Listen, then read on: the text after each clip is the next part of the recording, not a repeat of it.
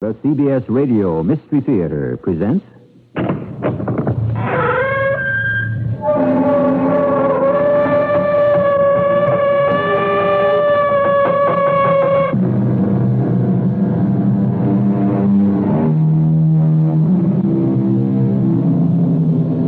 Come in. Welcome. I'm E.G. Marshall. Si fueres Romae, Romano vivito more. Or, when in Rome, live like a Roman. This was the counsel of no less a personage than the estimable St. Ambrose himself, some 1,600 years ago. Since then, there have been many attempts to interpret just exactly what that good man had in mind. But I should think it means what he intended it to mean. Quite simply, don't rock the boat.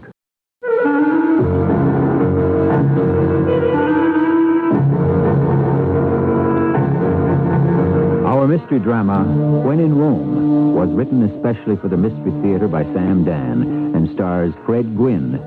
I'll be back shortly with Act One.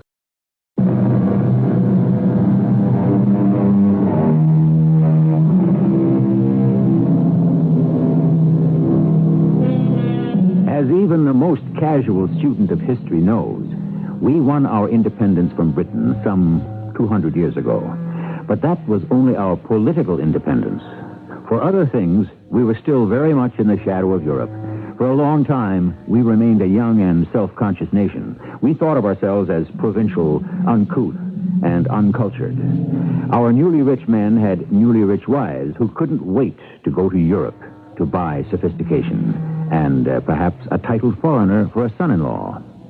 Let us then go back about 100 years and meet Mr. Henry T. Cahill. How'd you do? Well, never fails, does it? Fella manages to put aside a hard-earned dollar or two, and the wife has already got it spent for him. Now, Livy isn't really a bad sort, but she has these ideas. What kind of ideas? Listen. And why shouldn't you become an ambassador? But I ain't qualified to be an ambassador. Henry, isn't it a fact that you have $19 million?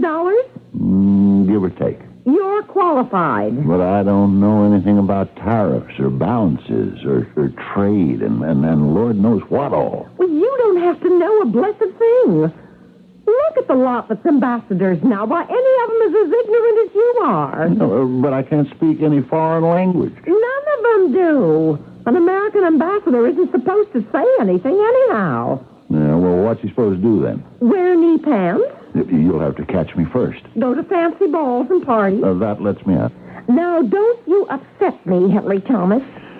What does the job pay? Well, hardly anything at all. Why would anyone want it? For the honor. Honor.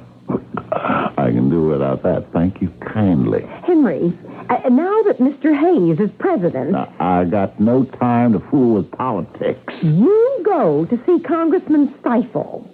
Remind him how it happens that Mr. Hayes and not Mr. Tilden is sitting in the White House. Please, Livy. I have no wish to go traipsing about all over the world.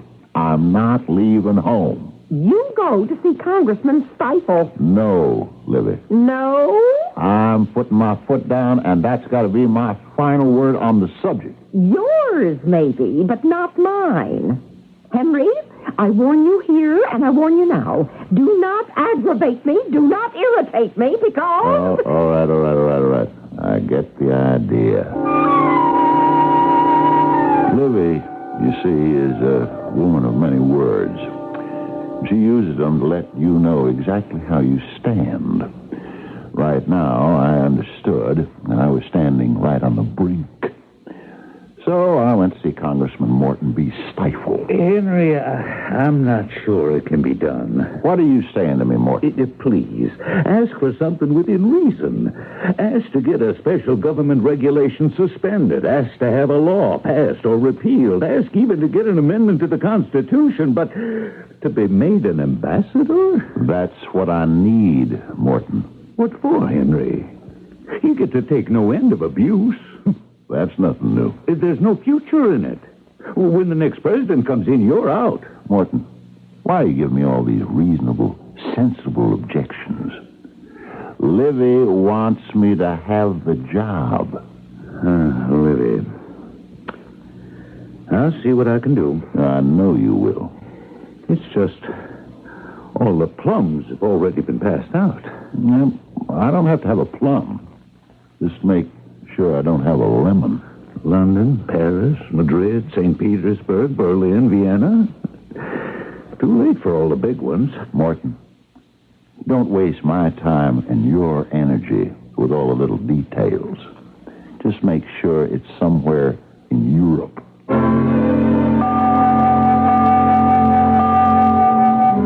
Bavaria?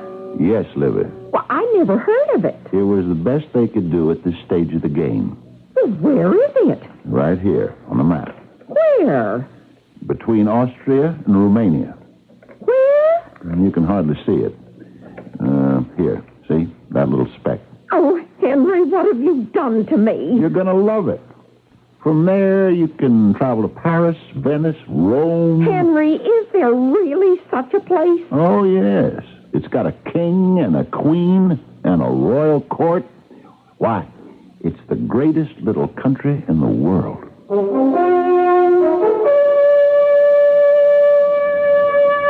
What was I going to tell her?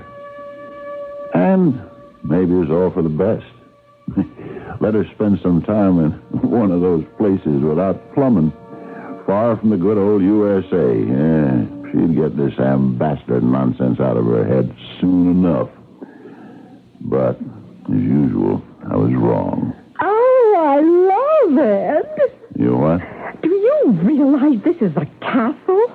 A medieval castle? Yeah, you'll realize it all right in the wintertime when the winds blow in through those open windows. It's so authentic. This table, these chairs, those tapestries on the wall, hundreds of years old. Yeah, they look it. Oh, such a beautiful little country. Such a quaint little country.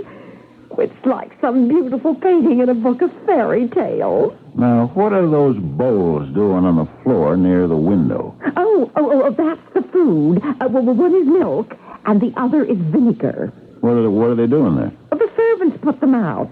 They're in every house in Bavaria. You see, they have to feed the spirits. Milk for the good spirits, vinegar for the bad ones. Going along with this, why do they have to feed the bad ones? Oh, they must. It's the law. What law? Well, they have such quaint superstitions. The people, well, they believe that human beings can take the shape of spirits and fly all over the world. Now, Livy, that just doesn't make sense. Oh, but they believe it. That's why you have to feed both types of spirits. You never can tell which could be your mother or father or, well, even you. I thought all that kind of nonsense went out with the Middle Ages. But, Henry, in this country, it still is the Middle Ages. Livy was having the time of her life, hobnobbing with all the swells and, getting wide-eyed over all the quaint, mysterious customs of the peasants. For me, the time hung heavy. There wasn't much to do, and I had a smart young assistant. You sign here, please, sir, next to the X? I see the X, Mr. Daly. Now, this says page 4. Yes, sir. That means this is a 4-page document. That's right, sir. Well, where are the other 3 pages? Well, it's only necessary to sign this last one. I would like to read the others. You'd like to read them? Well, let me have them. But, sir, Ambassador Snell never bothered to read these documents, and neither did Ambassador Hastings before him, and Ambassador Cummings, and all the other ambassadors since I've been here. Yeah, well, this here is Ambassador Henry Thomas Cahill, and we're starting a precedent. Yes, sir. Now, what's this? The Embassy Flower Garden. Permission is hereby requested to install tulip beds along the... Well, sir, it's all very boring and filled with red tape, and I had hoped to spare you this nonsense. Thank you, Mr. Daly. But I'll just have to put up with it. After all, it's my nonsense. Oh,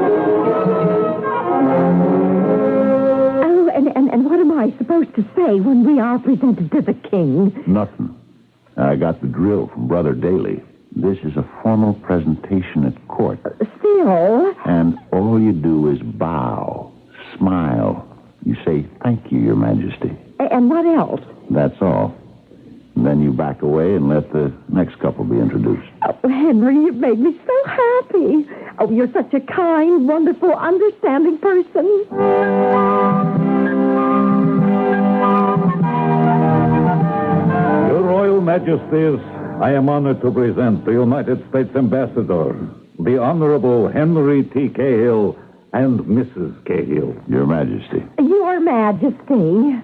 The Queen and I are happy to make your acquaintance and hope that your stay in our country shall be pleasant and fruitful. Thank you, Your Majesty. I look forward to our meeting on many happy occasions in the future.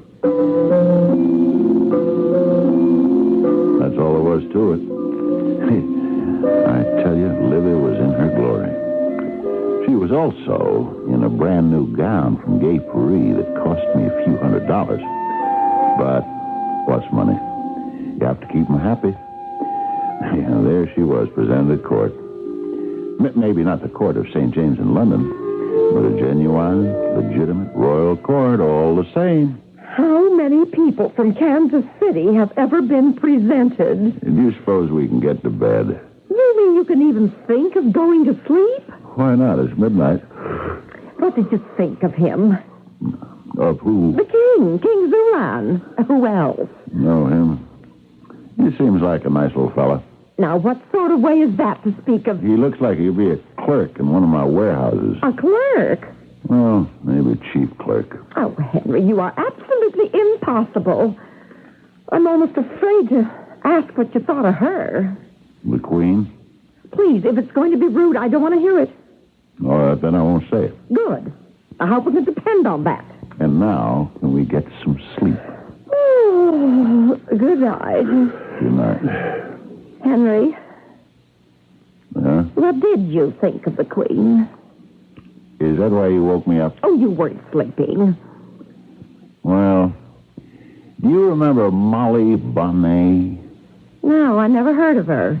The one who was put on trial and later hanged for shooting her husband? Henry! It was in all the papers. Oh, I never read that part of the newspaper. This Molly Bonnet now. She was the spit image of the Queen. They could have been twins. Oh, that's impossible. Why is it impossible? There are people all over the world who look alike. Oh, but to liken the royal Queen of Tower of Bavaria to a common murderess. They both had the same pointy chin, same beady eyes, the same small teeth. What are you talking about? Look out for women with small teeth. Oh, I think you're insane. If you had a set of those tiny, sharp teeth, I'd have never married you. Oh, excuse me, Henry. I'm going to sleep. Good night. Henry, Yeah? you're not making up a story, are you? Of this terrible Molly Bonnet? Did she really look like Queen Atala? They could have been identical twins. Well, that doesn't mean anything. So, let's go to sleep. But don't you go to sleep.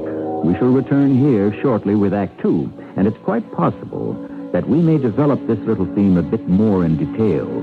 You might ask, what if a person does look exactly like someone who had committed a murder? Is there a type? Stand by.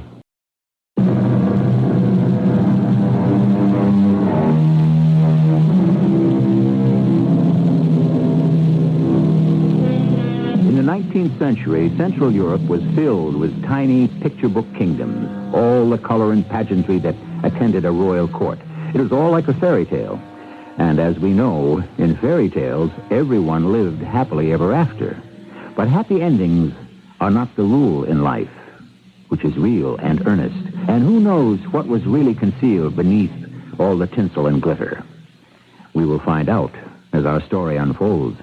Good morning, Mr. Ambassador. Good morning, Daly. Did Mrs. Cahill enjoy the reception? Mrs. Cahill is in seventh heaven. Tell me about Queen Atala. Oh, yes, sir. What would you like to know? Now that you mention it, I'm not sure. For instance, did she have a twin sister? No, sir. You're sure about that? Oh, absolutely. She comes from one of the oldest noble families in Bavaria. She was the only daughter of the Grand Duke Aroy. Well, that theory is shot. What's on the docket this morning? Well, a dispatch to be sent to Washington by diplomatic courier. It requires your signature. Is this it? Yes, sir. Once again, I see by the number that you've given me the last page. Where's the rest of it? Oh, but, sir, this is a secret transmission. A secret? From me? I am the ambassador. Oh, yes, sir, but it's just that none of the other ambassadors... I know. They never bothered. Hand them over, please. Yes, sir. What's the subject of this thing? It's an analysis of the political situation in Liberia for the guidance of our Secretary of State. And it's prepared here by the embassy? Yes, sir. Who wrote it? You? Well, not exactly, sir. You see, Out with it, Mr. Daly. Well, it was basically prepared by Count Rospro. The Prime Minister of Liberia. Who knows the political situation here better than he does? Isn't this supposed to be the embassy's evaluation? Oh, sir, Count Rospro's a very honorable and patriotic man. Uh-huh. The long and short of the thing is, then, Daly, simply this. Some foreigner who may or may not have an axe to grind writes a paper for the guidance of the U.S. government, to which I sign my name, and everyone thinks it comes from me. Oh, when you put it that way, sir, But all the other ambassadors have always done it. It saves so much time and effort. Our time and effort is what we're being paid for. Leave this here with me. I'll read it. But Count Rospro thinks this should be transmitted to Washington without delay. Mr. Daly, who are you working for, Count Rospro or the United States? Why, Mr. Ambassador, how could you even ask? Just answer the question. Well, of course I'm working for the United States. Good. Just make sure I never have to remind you of that fact again. Where were you, Henry? In my office, working. You were supposed to take me to the garden party at the French embassy. Now, this is the third time this week. I didn't come here to go to parties, Libby. I'm here to look after the best interests of the United States. Did you have a staff to look after that sort of business? I didn't make $19 million by having my staff look after any sort of business. Libby, there's something going on in this country. What? I don't know, but I don't like it. But if you don't know, how do you know you don't like it? I operate on hunches. But you don't have to operate at all, Henry. Why can't you just enjoy yourself? Who says I'm not enjoying myself?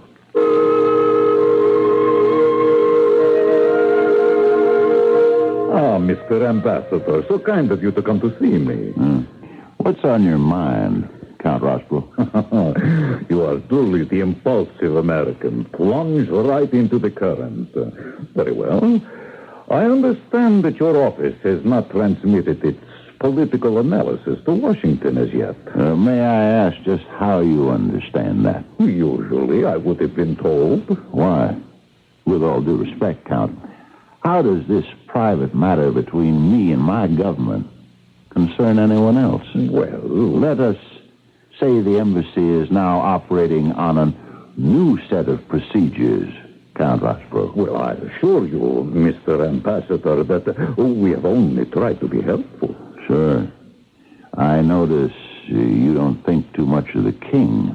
How can you say that? You say in your report that he is roundly disliked throughout the country, and that he may even expect to be assassinated. Unfortunately, he is not popular.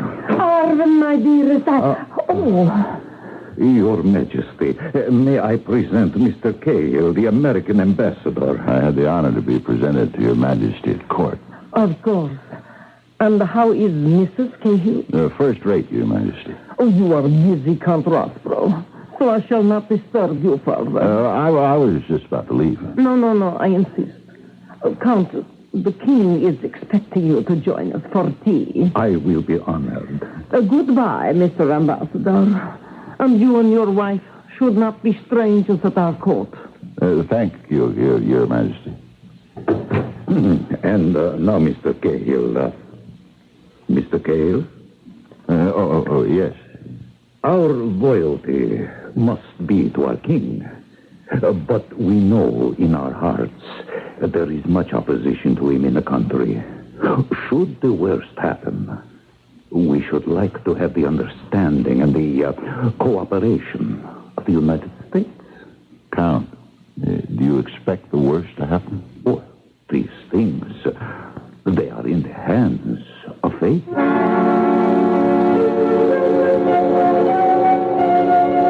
As I was about to leave the palace, a uniformed servant told me that the king himself wished to see me.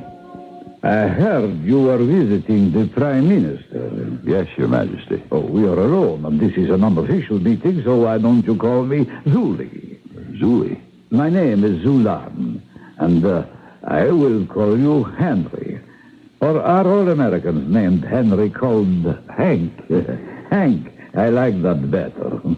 Do you like my country, Lavaria? Oh, very much. We are fortunate it is still here. Where could it go, Your Majesty? Oh, it could disappear. It could become part of Germany, Austria, Russia. All of them want to take us over. May I ask, what's stopping them? Me, for one thing. You? No, I know. You're probably saying to yourself, but he's such a little fellow. Why should these giants be scared of him? That's exactly what I'm saying. I am King Sulan the 30th.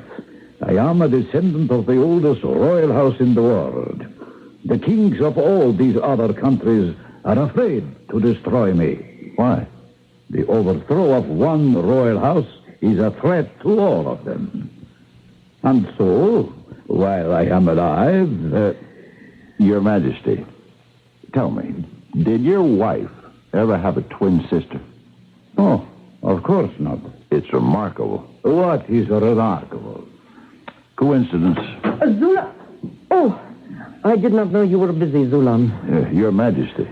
Well, it seems we are fated to run into each other constantly, Mr. Ambassador. It's always a pleasure, Your Majesty. There was a minute or so of chit-chat, and then I was able to leave. Interesting. When she'd broken into the meeting I had with Rossbro, she was all breathless and excited and beautiful, just like a woman who was in love. When she walked in here, her face was mean, pinched. She looked exactly like Molly Bonnet, who had murdered her husband. Well, was I making too much of it? Back in my office... You sent for me, Mr. Ambassador? Daly, suppose this country was snapped up by one of the giants. Who'd gain by it? Oh, I don't know. You don't. 3 of the biggest empires in Europe want this place. What's stopping any one of them from grabbing it is fear of the other 2. Now, if the king is assassinated, there's going to be a free-for-all, which could lead to war from one end of Europe to the other. All because of Lavaria? They don't care about Lavaria. It's just that they're always looking for an excuse for war. And here they got one that's tailor-made. Now, Daly, you're going to find out if there's any real sentiment against the king in this country. Yes, sir. I'll have the answer for you tomorrow morning. No, Daly. You'll need more time than that, my boy. Oh, no, sir. I'll just ask Count Rossbro. No, you will not. But, sir, he has all the answers. Except the ones we're looking for. No. Daly, you go out among the people and see what you can pick up. But I don't speak Bavarian. Here's a dictionary and a grammar. Sit up all night. But Mr. Learn fast. Henry, there's something we must discuss. Now, Lily, when it's time to go to sleep... Well, it's the only time I ever get to see you. You're always so busy. I'm a servant of the American taxpayer. The Queen held a tea for the wives of the diplomatic corps. I was not invited. No? Are you sure? I took it up with Mr. Daly, and he told me, in confidence, that I was being punished because of you. Really? What have I done? You have insulted Count Rothbro. Insulted? You're displeased. That's probably true. Oh, Henry, how could you? Because I don't serve here at Count Rothbro's pleasure. But why would you do anything to alienate a man like Count Rothbro? Well, he's the most powerful person in the kingdom. Is that a fact? I thought the king himself was the most powerful. Henry, I demand an explanation. I could give you one, but I'm not sure you'd like to hear it. I'm entitled to hear it. Count Rothbro is having an affair. Rothbro? Why, he's a man of spotless reputation. I certainly don't want to be a party to any such most malicious slander. Okay, then let's just forget it. Henry, who's he having an affair with? The Queen. Oh, I don't believe it. Yeah, well, that's not the worst of it, Livy. I think they're plotting to assassinate the king.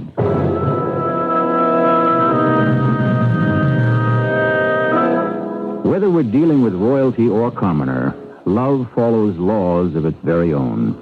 Just as nature abhors a vacuum, so does love oppose a triangle. It's the old familiar story of wife, husband, and best friend. And even if it takes place in a tenement, something or somebody has to give, which is what we shall ascertain in Act 3.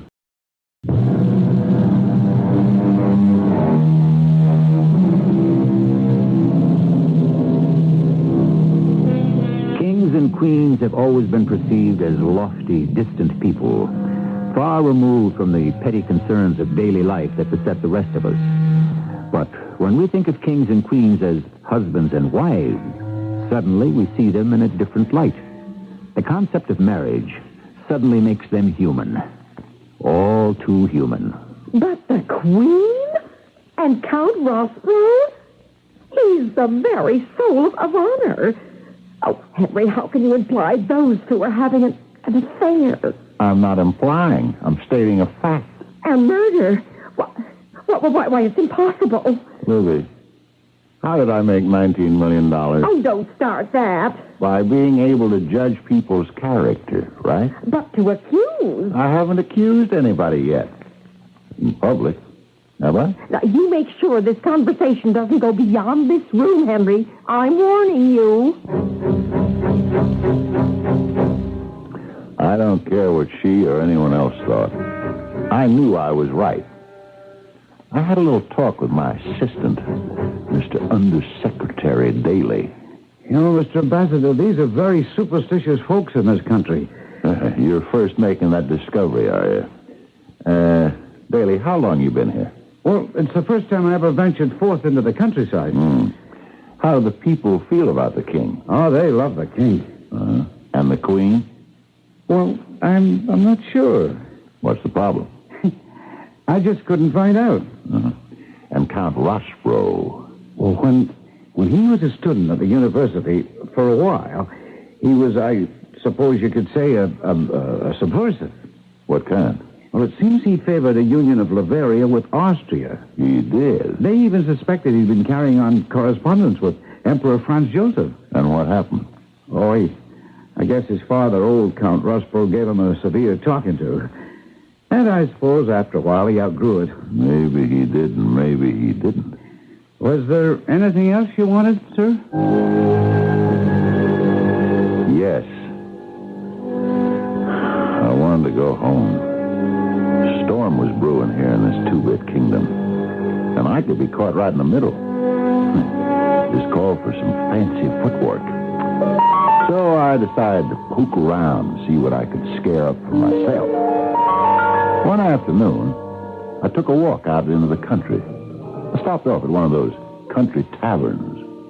It was so picturesque. I could hardly stand it. Yes, and what will the rich American gentleman have? How do you know I'm a rich American gentleman? All Americans are rich gentlemen. How do you know I'm American? Oh, we are all what you would say experts on America here. In America are no bad spirits. Is that a fact? Oh, yes. Bad spirits in America are punished. Here, we must feed them. You really believe this? Certainly. And we are told we must feed them. Oh, yes, I know. Yeah, oh, yeah. A bowl of vinegar and a bowl of milk. Every night. Yeah. Yes. Each is set out by the window, and every morning, each is empty. Spirits have eaten. That doesn't necessarily prove the spirits drank it. No? Who else? I looked at that man's face. He actually believed what he was telling me. Well, that night, as I was going to bed, I noticed the two little bowls near the window. What are they doing here, Livy? Henry, I told you. Milk and vinegar to feed the good and evil spirits. You believe that? When in Rome, Henry. Oh, sure. Wait, you'll see. Tomorrow morning, those bowls will be empty. What were the facts? In the evening, the little bowls were full. In the morning, they were empty.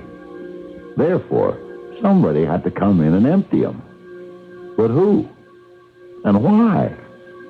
Well, I decided to find out. And so I tried to remain awake. I tried. It became later, and later, and later. My eyelids became heavier and heavier. I struggled to keep them open. Did I actually see? Was there a bright and beautiful presence in the room? And then there was an ugly, rough and rasping noise. Could these be the spirits? The good ones and the bad? I tried to peer into the darkness. I tried and tried. Then the bright sunlight was streaming into the room. It was morning. I jumped out of bed. I looked at the bowls. They were empty. Oh, Henry. Is that you? Yes, Livy, it's me. Is something wrong? Livy, to tell you the honest truth, I really don't know.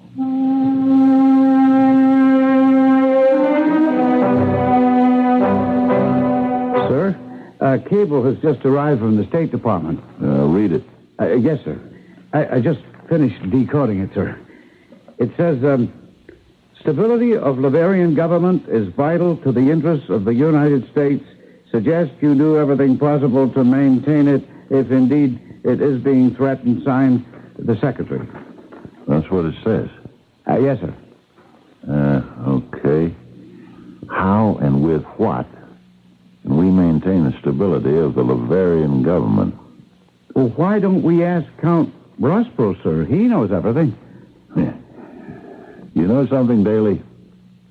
You show positive signs of genius. Sometimes. So kind of you to come to see me, Mr. Ambassador. Getting down to business, Count, would you answer me a question? Certainly.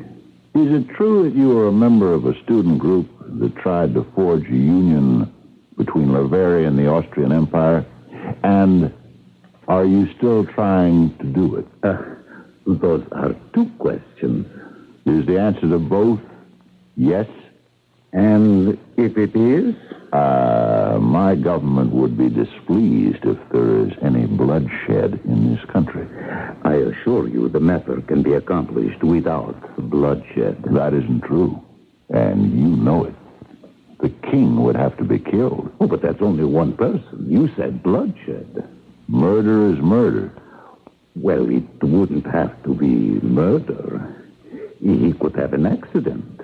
We have people who can arrange these things very cleverly. My government will not ever approve of murder. Your government will never know it will be murder. I shall so inform them. My dear Mr. Gale, this is an informal, unofficial, off-the-record discussion. How can you hope to prove it? I have certain good friends in the administration. Of course you do. They'll believe me. Of course they will. Privately. Publicly, it will make less trouble to just put a good face on things. You Americans have such a marvelous term for it. Don't disturb the ship. You mean don't rock the boat? Precisely.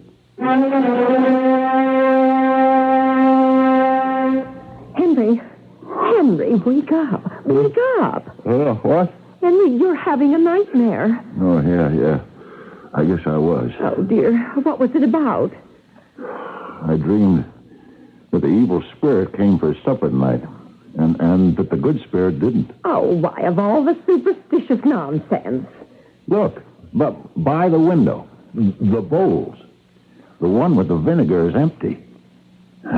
That means something bad's going to happen very soon. Oh, Henry, what's gotten into you? The Queen and Rossborough are plotting to kill the king. She's in love with him.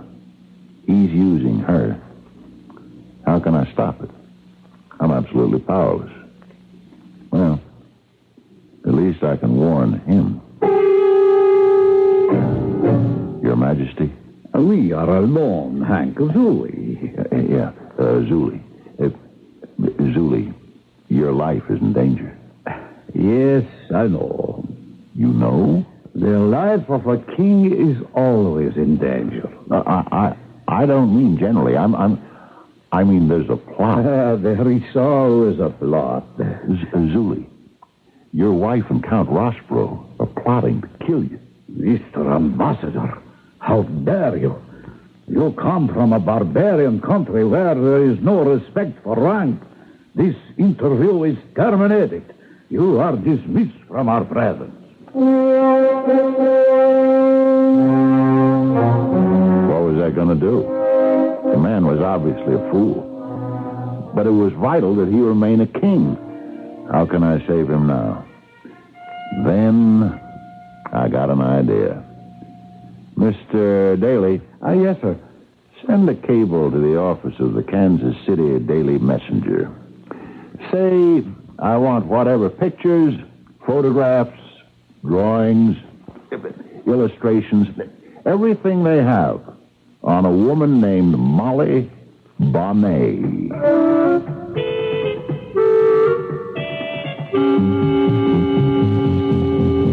Yes, Mr. Ambassador. Kind of you to receive me, Your Majesty. Tell me, how's your love affair with Count Rossborough coming along? Sir, how dare you? Do you want to answer the question?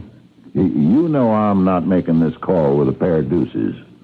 Now, let's you and I just have an intelligent discussion between two grown-up people. You are in love with Count Rossborough. Certainly. Consider the alternative. My husband's the king. He's a stiff, I admit that, but how do you know Rossborough isn't using you? He gets you to murder the king. He can't do it himself. He can't even be remotely suspected. And then when it's done, he doesn't need you anymore. How did you know I wanted to kill my husband? Because you look just like her. Who? See all these pictures? What? Why, those are pictures of me. Mm-hmm. But where were they taken? Oh, I have never worn a dress like that. They are pictures of a Mrs. Molly Bonnet of Kansas City, Missouri, who murdered her husband. Do you want to read the story? Why do you show me this? Well, if anything should happen to the king, I intend to go to places like Davray's Tavern. I'll let the people look at these pictures and tell them the story. And do you know what everyone will believe in this superstitious country? Please. They will believe this woman was you. Your evil spirit had crossed the Atlantic. They will know you as the murderess of your husband. Oh, that's nonsense. That's for you to decide. May I May I have all those pictures and newspapers? Certainly, Your Majesty. May I ask how the murder was to be accomplished? Oh, there would be an accident. He would have been cleaning his gun. I'm sure it isn't going to happen. Not to the king, at any rate. I'm afraid I have two pieces of bad news, sir. First, Count Rospro is dead. Is he? Yes. It was an accident. He was cleaning his gun. Rospro was killed while cleaning his gun. Oh, my. But the second, sir, you're being recalled. This cable arrived from Washington. King Zulan says you insulted him, his wife, and his best friend. And he insists that Washington send a new ambassador. Henry, I just heard the news. We're being sent home. Is it true? Yes, dear. Why? The king doesn't like me. Well, what did you do? I guess I insulted him. Oh, yes, that is your style. You couldn't be helpful. You couldn't be friendly. But, Livy, I tried to be helpful. I really and truly did. Yes, I can imagine. You must have spoken to him like he was one of your Thursday night whiskey-drinking, poker-playing cronies. Henry, why did you have to rock the boat? Sometimes, if you don't rock it, the boat sinks. But right or wrong, those who rock boats or stick out necks or keep insisting that the emperor is naked usually don't win popularity contests. I shall return shortly.